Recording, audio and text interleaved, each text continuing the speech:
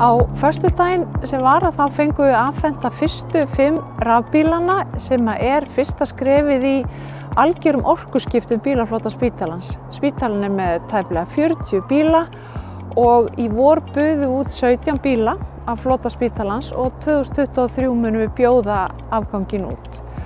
Næstu áramót, þar að segja eftir rúmt ár, að þá verður allir floti spítalans rafvæddur ef allt gengur upp, svona í afhendingu og öðru. Þetta eru bílar sem eru í heimahlýningu, þetta eru bílar, þjónustubílar, fasteignaþjónustunnar og þetta eru svona flutningabílar, skutla, starfsmanna, póstbíll og svo framvegis.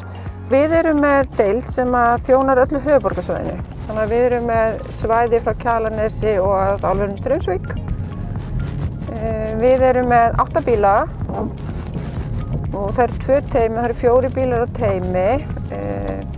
Við erum á vakt allan sólarhringinn.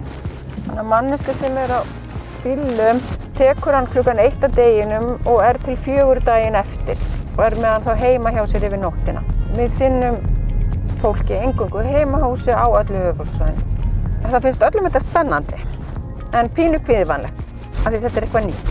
Spennandi af því þetta eru nýjir bílar og þetta er náttúrulega nýjasta tækni en líka kvíðvænlegt, þú veist, er nóg að hlaða hann, þurfa að hlaða hann, ég get ekki hlaða hann heima þegar ég þarf að hafa bílinn heima.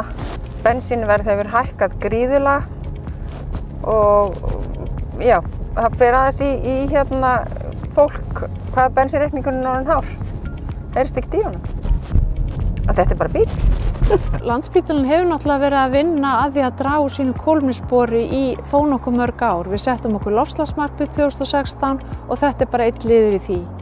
Við erum búin að draga úr kolefnisspori okkar 40% og þetta er ein af þeim aðgerðum sem við bara skorum aðrar stofnanir og fyrirtæki til þess að skoða hjá sig því að þetta er tiltölulega auðvelt.